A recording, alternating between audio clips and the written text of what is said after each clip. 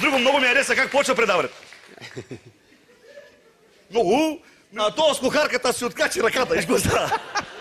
Удри. 11 пъти. Когато става въпрос за коректни футболни анализи и прогнози, аз се доверявам само на един човек, между другото.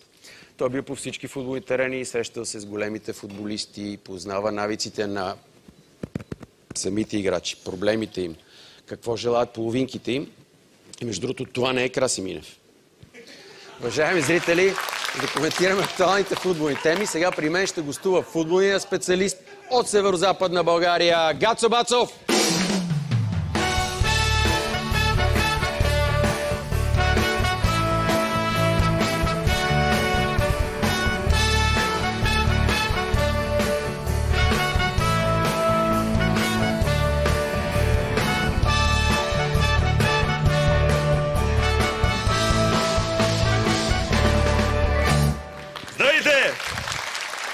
Голем бенд, нали?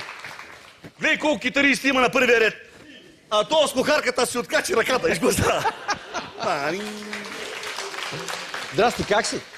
Разбираш и от китара, гледам, освен от футбол. Разбирам. Това е човек, който свири на 3 инструмента, аз па не мога да разбирам на китара. Седни, уморен си. Неща седна, че претърпех така... инцидент. Защо? Седнах на една Тесла. Значи, сега питаш, ма къс съм. Значи, добре съм. Чух нещо изяще Крум Савов и дойдох веднага на ядене и пиене. Какво друго ми остава? Между другото, много ми хареса как почва предаването. Много.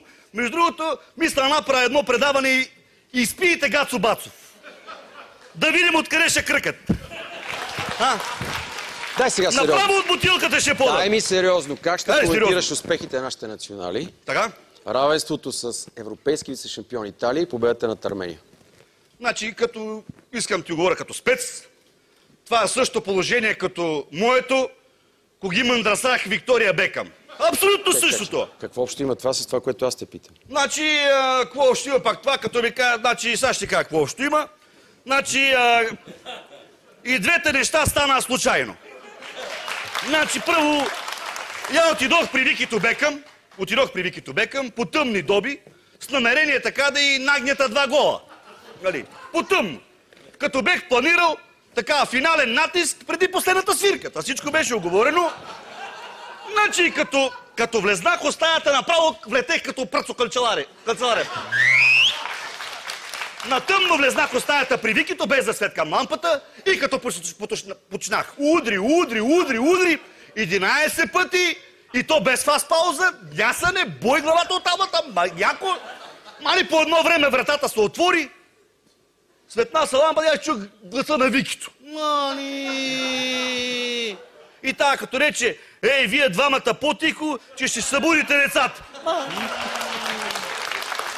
Мани, тегло кучешко ти кажа, така не съм съчувствал гадно, коги веднъж не ми стана зеето. Това се направо побръках. Чакай, приятел.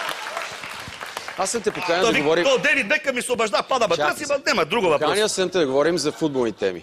Мен интимни истории не ме интересуват. Добре. Това е пълен абсурд. Маки абсурд. Ти знаеш какво е абсурд?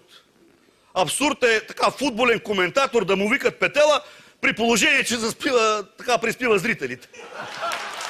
Все пак ти гледа ли двата мача, за които те питах? Гледа ли двата мача, за които те питах с Италия и с Армения? Значи това бяха първите 2 мача на нашите, които гледах от много време не сам. Единствените 2 мача.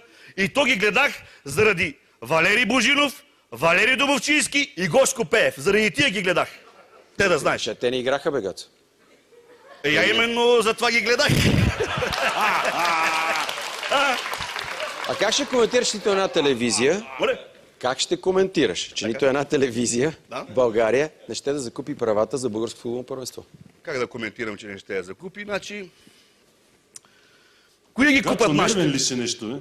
Нещо? Само скачаш напред-назад и сядаш и... Не бе, искаш да се приближи до мен. Искаш да погледнеш камерата и да говориш най-нормално. Ти па искаш ли да фанеш да изсвириш една песен? Ти що си не гледаш там? Ще ме да си свириш. Питам те. Значи, знаеш кои ги купат? Защо Да, никой не ще да го купи. Значи, какво ги купат? Баце, тия нашите отбори са толкова слаби, нашите, така че мога ги купи само една телевизия. BTV Lady-то, да знаеш. Тия мога го видям.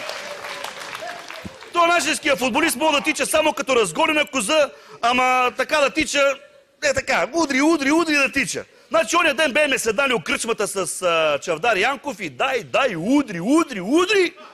Гиетене, ядене, пиене и по едно време вика, Гаце, утрия матч, стана късно, затова пие тая чаша още колко моя и си тръгиням.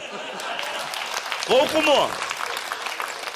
Жени, какво мислиш за трансфера на Бербатов? Защото... Пия тая чаша после колко му. Пия тая чаша колко моя и си тръгам. Удри. И то остана след тебе, нали? Да си допива. Да. Поспорихме с китариста, дето ма с ръката. Да. Став китаричето. Да. Така? Какво... На различни мнения сме. Ти какво мислиш за трансфера на Бербатов? Значи трябва да ти кажа, че първи разбрах за този трансфер, ако трябва да бъда честен. Обади ми се Баце Митко и ми се пофали, че има нов отбор. И я го питах, какво става Баце Митко? Подписани с Ювентус? А той вика, не, ще играя във Фулъм. Вика му, кое? Кое живееш? Той ми повтори, вика Фулъм. Вика, Мите, нема се притесняваш, има и по-кофти неща. Готово, Руни си присади коса. Така че, може да е по-гадно. Кажи, какво ти е мнението за скандала между Христо Стоичков и Бой Михайлов?